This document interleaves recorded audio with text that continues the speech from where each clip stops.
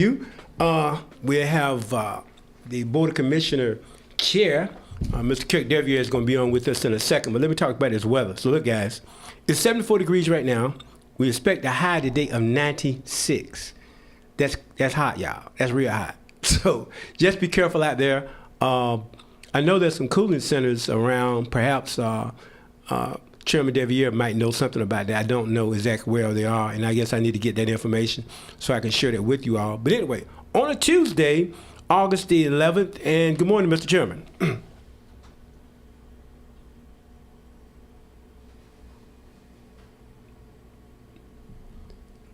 Okay, so good morning, Mr. Chairman. Are you there? Yes, sir. Good morning. Good. Appreciate you, man. Thank you so much. Know you got a lot going on. Thank you for being able to join us telephonically. I was talking about the heat. Do you know anything about the cooling centers? Does the county do that? Correct. So we've got cooling centers at each of the libraries, of course, and then, of course, the rec centers as well. And then I know that the city has cooling centers as well. So we work in collaboration with the city of Fayetteville, at least in, across Fayetteville, but we've got others across the county as well when you look at our rec centers or libraries. Right. So I just want to say to those individuals out there, man, look, it's scorching hot, and don't want you to get in trouble with any of that stuff, but it is scorching hot out there. And also, if you're looking at the screen, we're trying to change that for you. I have the update. Sorry about that. I sent it to one producer, and he's not here, and the other producer is trying to get that in there for you. But anyway, though, let's talk a little business with you here. So what do we need to know going into August?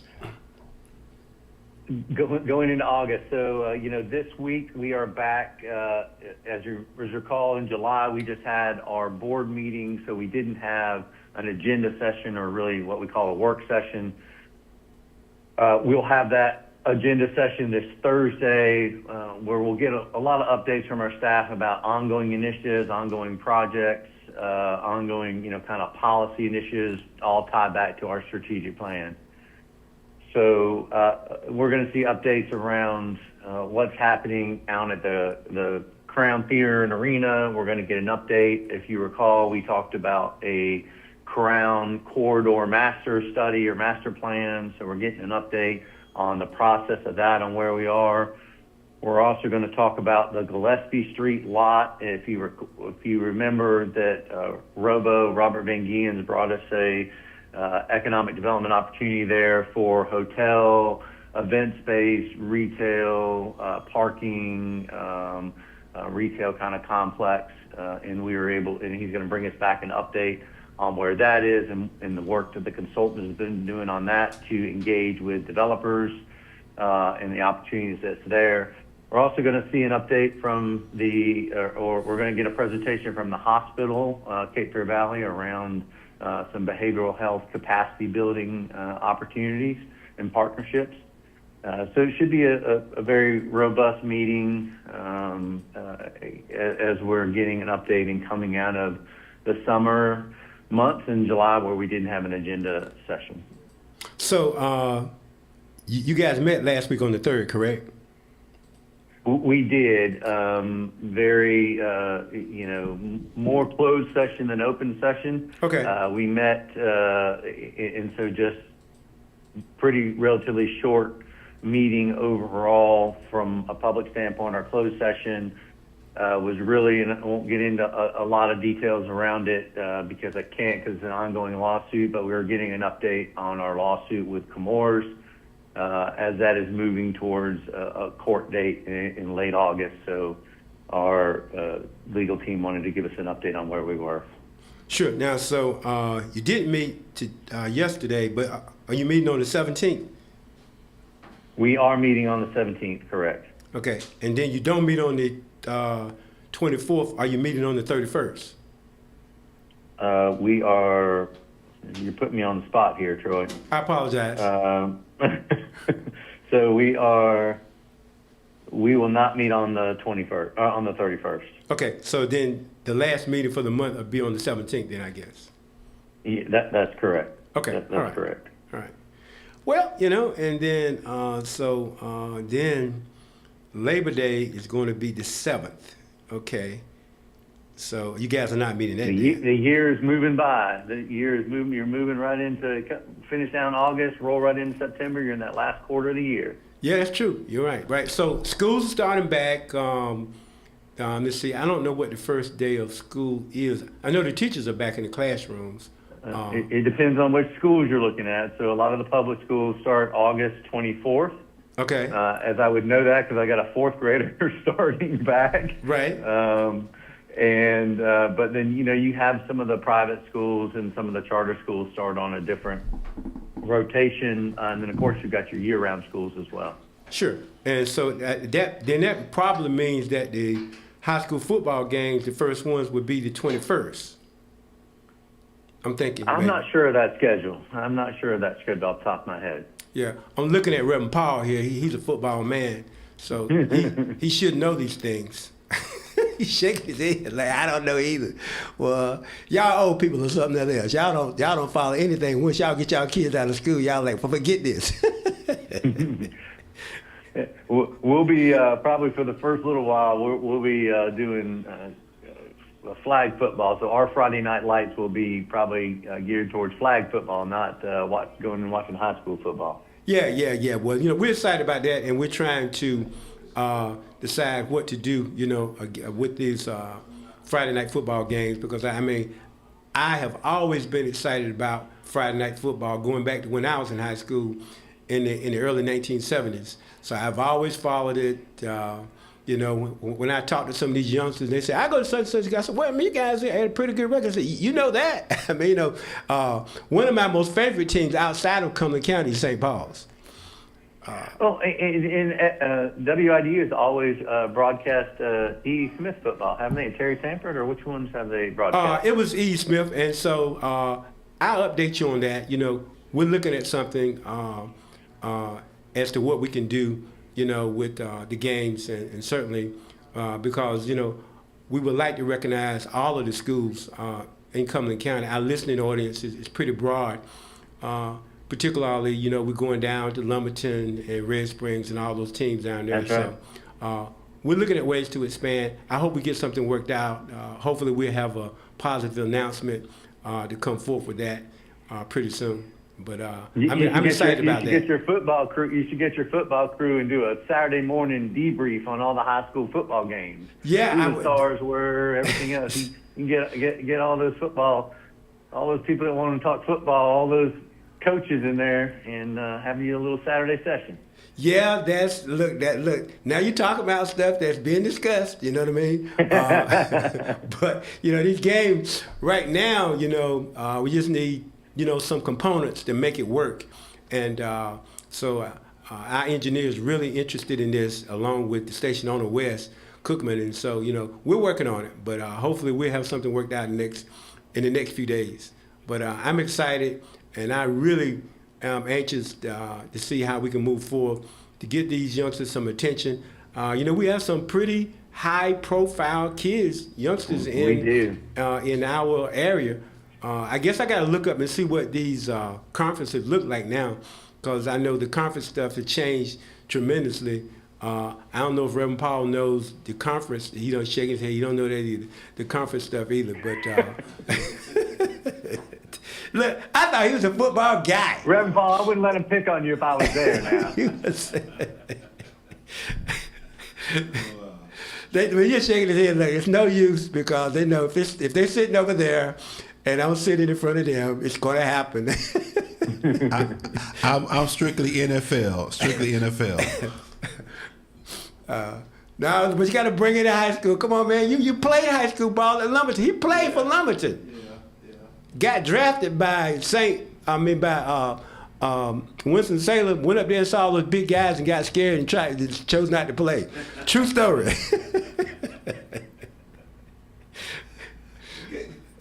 Get back to the conversation. He said, get back to the conversation. No, he said, don't mess with us no more.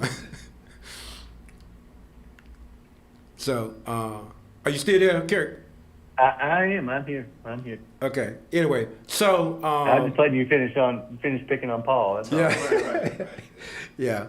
But so as we roll down, into the fall, from a strategic planning perspective, what should the citizens be kind of looking at coming up that should be of a greater interest to the whole community?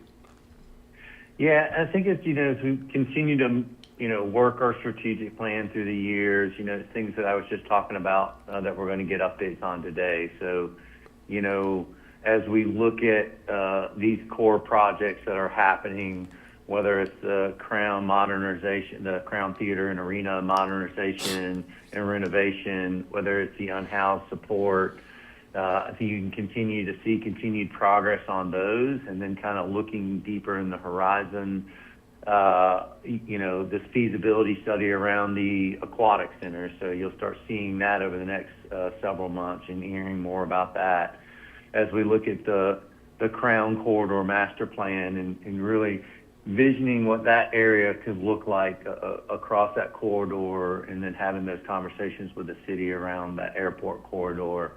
Really, talking about that entertainment and sports kind of complex or sports kind of corridor. You'll begin to hear you'll continue to hear conversations around those things. Another project, what's happening at the Gillespie Street lot with this potential economic development opportunity. So we'll continue to work that. But then you'll also hear bigger conversations around the infrastructure across our community. So what are we doing? What are the continued work that's being done and steps that are being taken along, water and sewer infrastructure, especially in the contaminated areas of our community. But what does that regionalization look like? How do we continue to move that forward? In the community, the funding piece of the school construction will transition kind of from us. We've taken those initial steps, the board vote in July that we took to kind of advance and start the bonding process and the funding process of these first rounds of new construction. And so that'll transition. You'll begin to have, and I'm hopeful that you'll bring the school board chair on and others, or vice chair on and others, to have the conversations around the new school construction, especially E.E. Smith, and the conversations that they'll be having around that. So you'll begin to see that in the community. And while that, our piece of it was the funding, I think there'll be some robust conversations in the community around that as well. We've got, we're continuing to talk about mental health and behavioral health. We're going to see that, an opportunity to talk with Cape Fear Valley about a potential opportunity with them to build some capacity. So you'll continue to see all this as we move forward. The key is, we're continuing to work that 3-year strategic plan that we put in place last year, one that hadn't been in place in several years, and we're just being very deliberate about moving forward with that process. I think, our community will continue to have conversations around kind of some of the impacts that we're seeing from the state and federal level when it's, resources and additional requirements and funding needs that we're seeing when it comes to that are being reduced, that we're having to pick up or look at alternative ways to do it when it comes to our health and human services area as well as our Department of Social Services. So, those are the kind of things you're going to see over the next, several months. Those are the conversations. Of course, we're going to be continuing to have the conversations around a data center ordinance. This moratorium is put in place through December, so you'll continue to see those conversations around data centers and ordinances and those conversations. And really had a good community meeting last week in Stedman of about 75 people, and we'll have another one tonight at 6 p.m. in Grays Creek Recreation, where really just good feedback and input, really not feedback, but input from our community members that wanted to come out and talk about what types of things they wanted to see in the ordinance when it comes to areas like lighting and water and utilities and noise and those types of environmental impacts and those types of things. So, and I think you'll see also over these next few months, our Joint 911 Task Force is meeting. We're moving that forward. We had a great meeting last week in our task force. We've got another meeting this afternoon at 3:30 to continue working towards that interlocal agreement. So I think you'll see an interlocal agreement in place. You'll see a governing board for that joint agency be formed, and you'll continue to see that momentum move forward on the joint 911. So as you can tell, I was talking to somebody yesterday, Troy, and they said, man, there's just a lot going on, a lot coming at our citizens, every day. And there is a lot going on right now. But if you're going to make strides in the community and you're going to move in the direction that we need to move, it takes a lot of activity in a lot of different lanes or a lot of different areas if we're going to move. We're going to move the ball. Sure. So now I'm coming up on a break, and after the break, I'm not going to hold you long after the break. I'm going to let you go. But I want to know, did you know anything about who owns a lot of the property out there around the airport when you're coming up? What's the name? Is that Airport Road? What's the name of that road that runs into the airport from Eastern Boulevard? I think it's Airport Road. Don't quote me. So, right. And it's that's an interesting corridor when you come up to the airport, because you go from the city to county to the city, and so there's a huge opportunity. This community tried several years ago to try to work together to kind of clean up that corridor, or to talk about what that corridor needed to look like, work in some joint overlay districts and some other things. And I think that was part of what I wanted to see as we worked the master plan for the Crown Corridor area.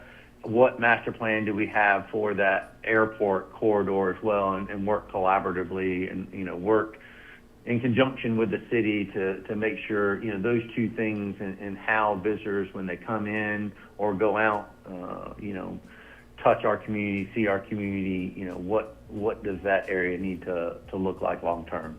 Right. Well, okay. Well, look, we're going to go to a break, come back. That's why I was asking about that. I had heard you're not involved with city matters, but I heard about perhaps some economic development options for the city in that corridor. And I was just wondering, is that public land or is that private-owned land going through there? But anyway, we talk about it. It's a combination, but we can talk about it. Right. Okay. Well, we'll talk about it. Go to a break. We'll be right back.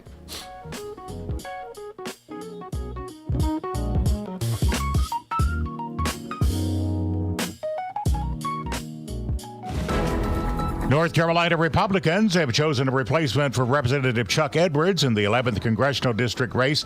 Representative Jennifer Balcom, a state representative from Henderson County, will take his place on the ballot. Hundreds of Rocky Mount customers facing high electricity bills will not be getting a break on those bills.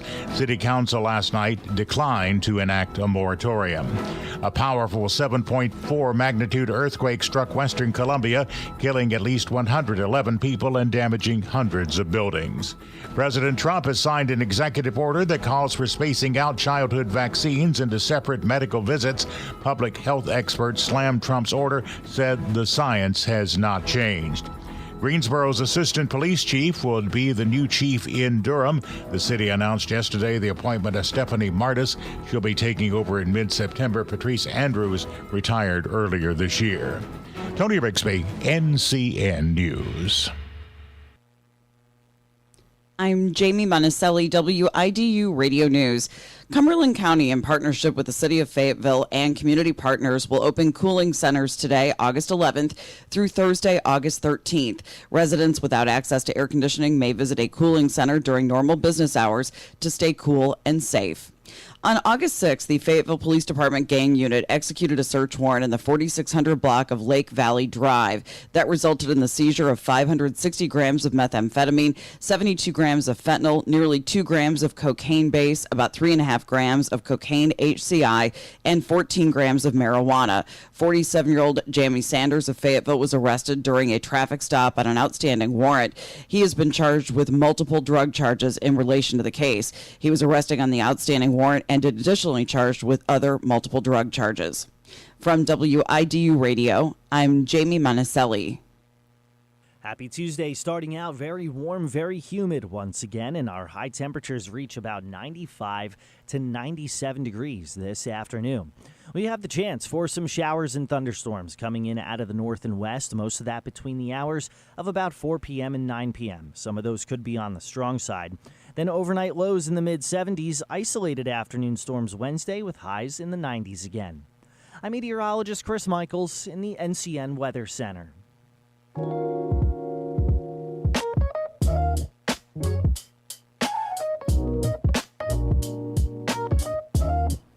And we're back again on this Tuesday, the 11th day of August. It's going to be scorching hot out there. Yesterday, when I was driving down through town on Eastern Boulevard, the marquee temperature thing there at PwC said 98, and it was hot.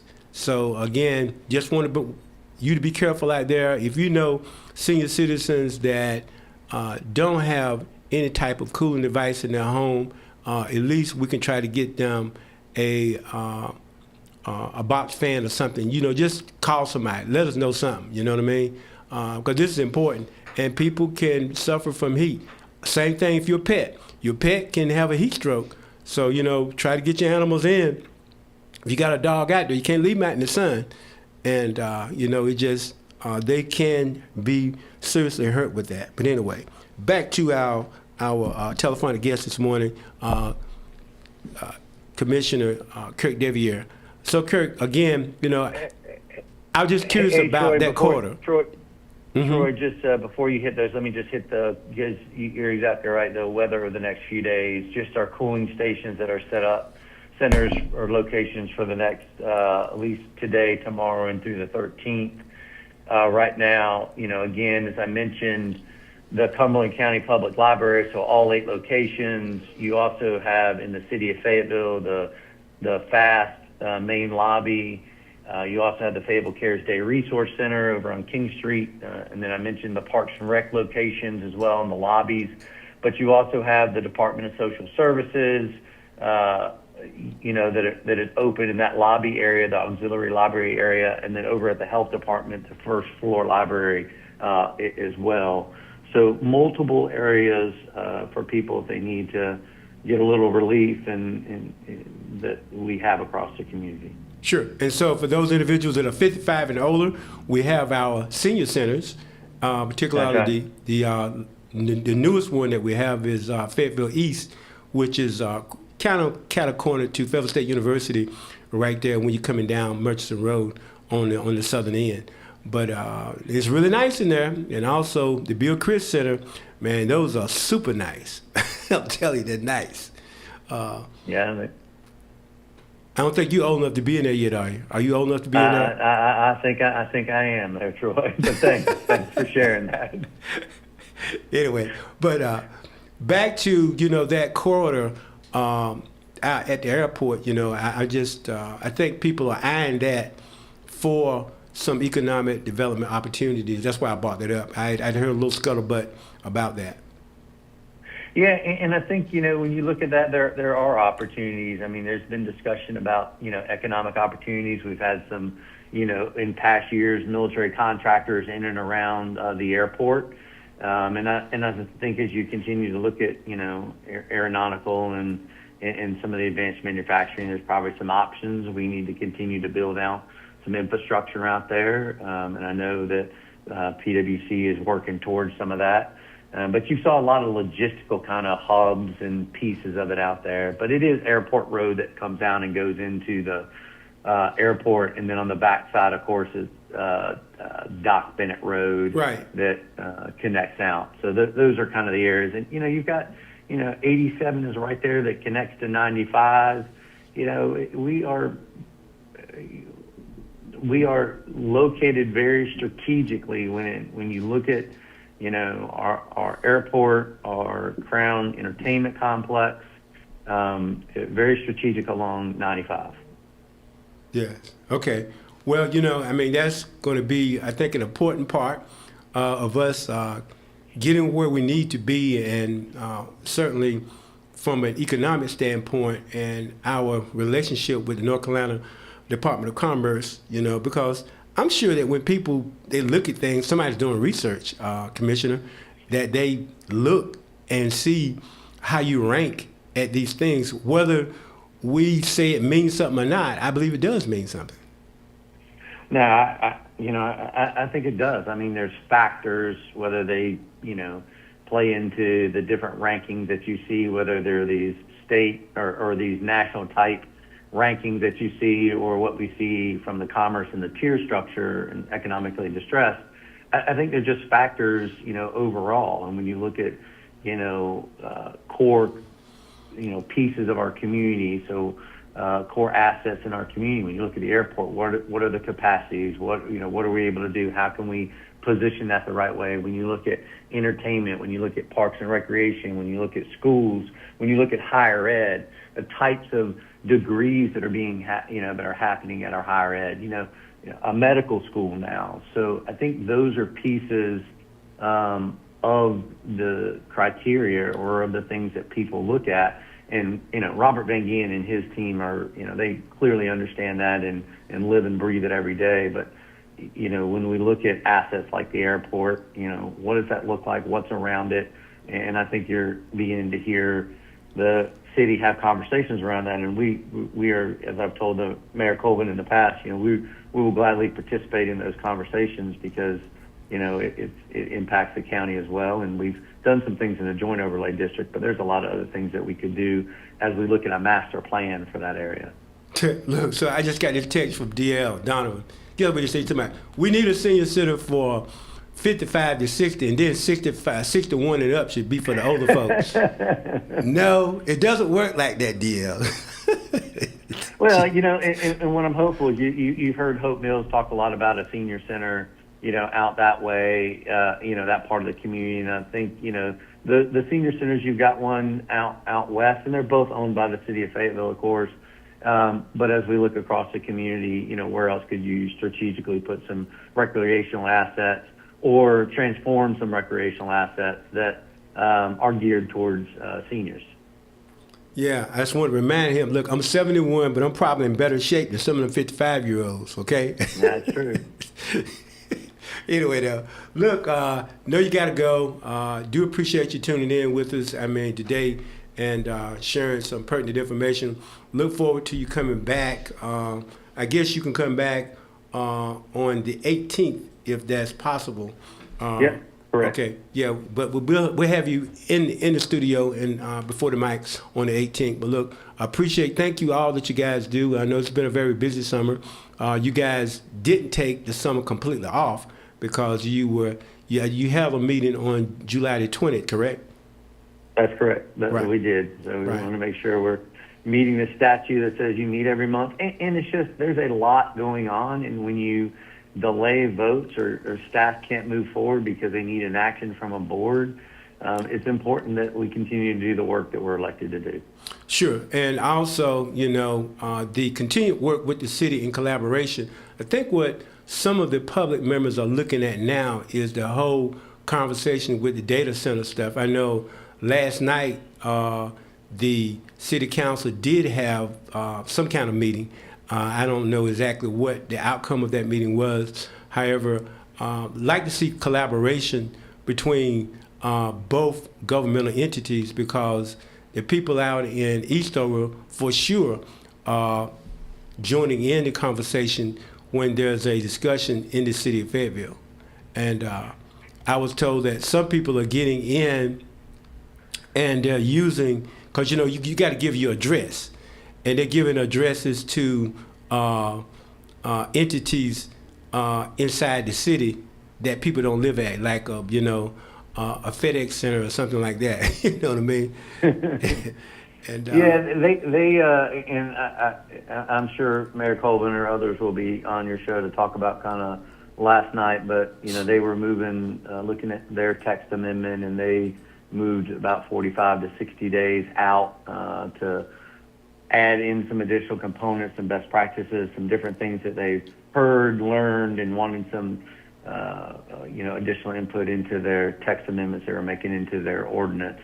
And so they pushed it down about 45, 60 days to be able to have those discussions and have staff gather that input and and put it in. So it was, but again, we've told our staff and working with our joint planning commission to make sure that, we understand where the city is. We're having those dialogues to the city of Fayetteville, understand where their ordinance is. It's important that, the ordinances, while they're probably not going to be ultimately the exact same because of the different makeup of the land and rural versus urban, there's a lot of core components that I'm sure will be similar, and we're having those conversations. And it is important, not just with this industry, but any kind of new industry, that we tend to align, on some of these ordinances and make sure that we're doing what's in the best interest of the community. Sure. Well, look, I appreciate you, Mr. Chairman, and have a great day wherever you are. Try to stay cool, and we look forward to talking to you on next Tuesday, sir. Thank you so much. Thank you, sir. Appreciate you. Take All care. right. Sure. Bye. Going to go to a break. Going to be right back for more inside of the morning show.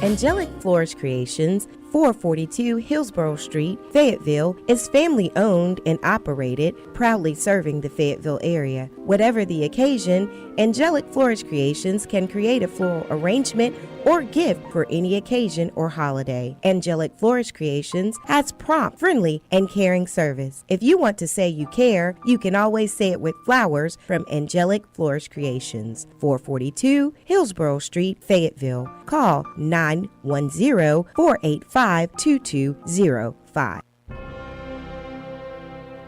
My name is Ron Ross. I need your vote for County Commissioner. If elected, I will focus on what truly matters, you, the people. Budgets will be transparent and efficient. I will support policies that create good jobs while protecting our natural resources. I will keep the voters' message strong. We want results, not continued broken promises. Vote Ron Ross, County Commissioner, paid for by the committee to elect Ron Ross. Planning a renovation, new deck, or even buying a fixer-upper? Before you start swinging hammers or sign on the dotted line, check if a permit is required. Getting the right permits keeps your project safe, legal, and on track.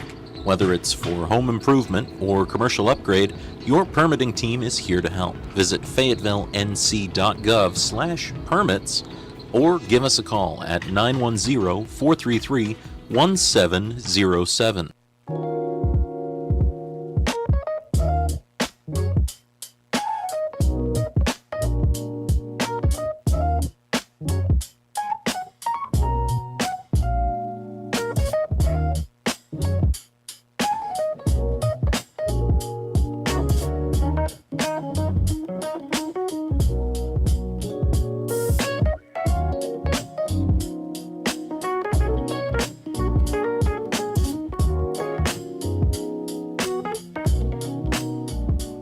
And we're back getting ready to wrap things up here. I'm waiting on a call. There's a lot of these programs that, and I think they're very nice to have, is for people to be contributing book bags and things of that such to the youngsters, book bag giveaways and all that. I was talking to Reverend Paul, which I'm much older than he is, but still, when I was around, they have all that, okay? All right? He's laughing now because he know I'm old enough to be his pawpaw. So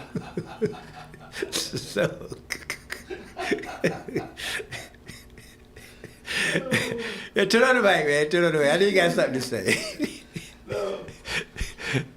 I think we only have 15 years. Oh, it's 15 years difference in it. Yeah, Okay, well, yes, I'm sir. not. Yeah. Okay, well, cool. That's cool. Yeah. I have 3 friends, man. You know, and that might be our call now coming in. Good morning. Good morning. Hello, are you there? Troy. Yeah. Yeah, can you hear me? Yeah, right. Okay, that's DL. Okay. Yeah, man, that was a good conversation. You know, Troy, I'm wondering when the state's going to come in and have their say about data centers. And that'll be interesting when they put that on their focus. But just listening to you and Kirk talking about school and book bags. A friend of mine, I'm not going to say the school district, he was a security chief. Now, he's assistant security chief in a county out west. And, you know, we've had this talk about giving our teams something to do during the summertime so they out loitering around businesses. He said part of the board that he works under, they wanted to have parents that have to escort their kids to football games because some of them weren't picking them up. Most high school football games start at 7 and they end between, I say 9:45 and 10:30, and then the administrators and teachers are left babysitting kids till a parent come pick them up. And, you know, he said, while he likes that atmosphere, just like you with Friday Night Football, he said the only downside is that small element that want to fight and hang out after the game. And I said, you know, that's such a shame because up North Troy, they play football in some areas on Saturday morning. They do. So they can see everybody. Right. Yeah. I got you. Well, you're right about that. I mean, and that's what Reverend Paul and I were just talking about. I was telling him, he said it's 15 years different than our ages. And so I didn't have a kid until I was 34, so I could not be his papa, okay? So tell some folk out there that made some babies when they was that age, but it was not me, okay? I had one child, and she was born when I was 34, okay? So I was not one of them teenage parents. But anyway, I'm not knocking anybody. There was one, okay? But I'm just saying it was not me, and that was intentional. I looked around and I saw the drama that they had. I said, "Oh no, I didn't want to engage myself in that." But I was telling them about the school. So everybody said, you know, we need more money for our teachers. I understand that, but with our $33 billion budget that we're operating off of in the state of North Carolina now, about 55% of that budget goes to education, but that is K through the collegiate level.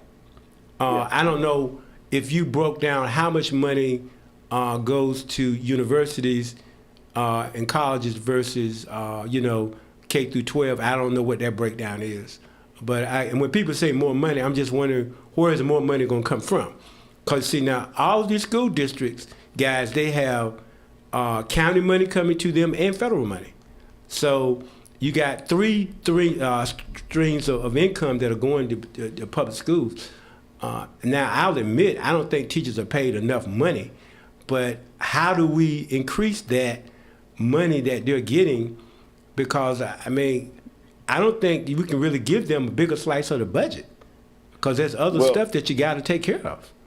Well, Troy, if you look at, me and you and Jay shared this article, whereas Charlotte Mecklenburg has all these executives, in Wake County student population is more than Charlotte. And Charlotte, county-wide, Charlotte Mecklenburg is larger than Raleigh-Wake.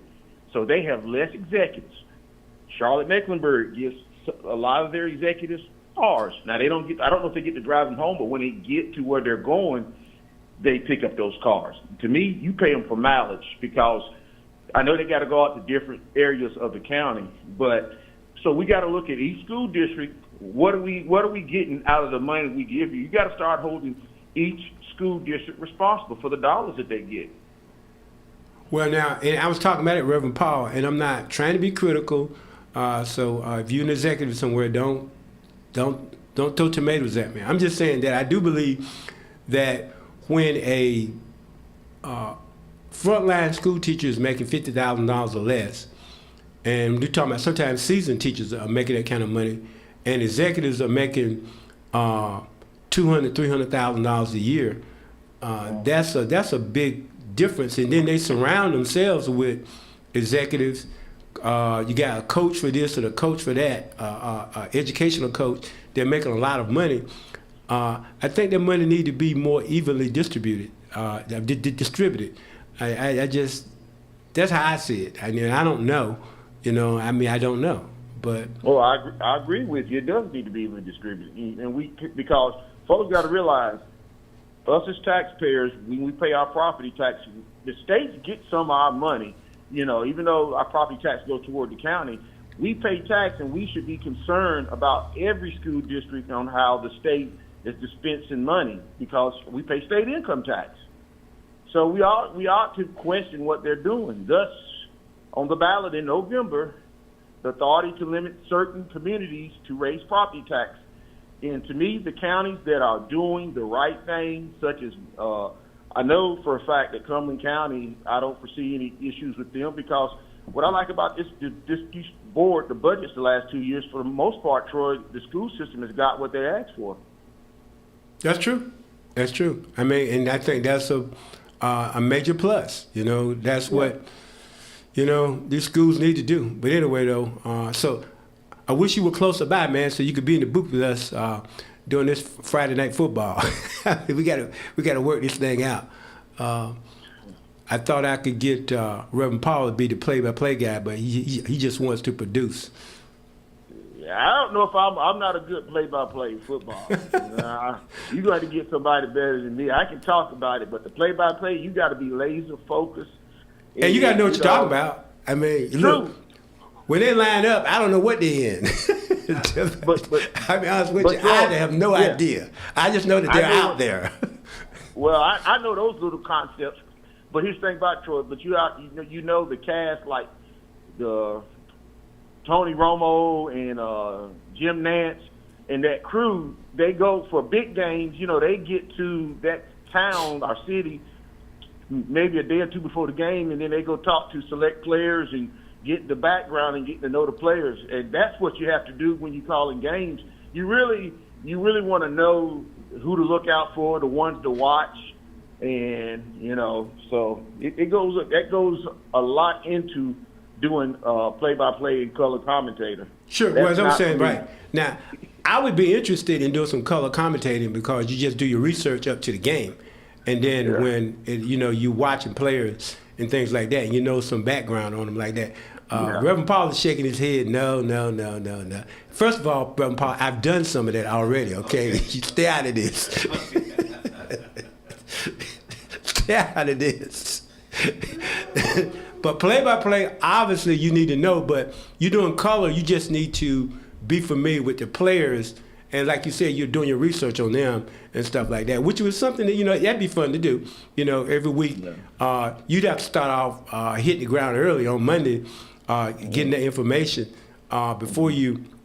And then you're going to ask the coach, when you talk to the coach, about key players and stuff like that. And then, you would get some personal stuff in there. Maybe they're doing some community stuff. They're part of certain churches and things like that, just to make it interesting. Yeah.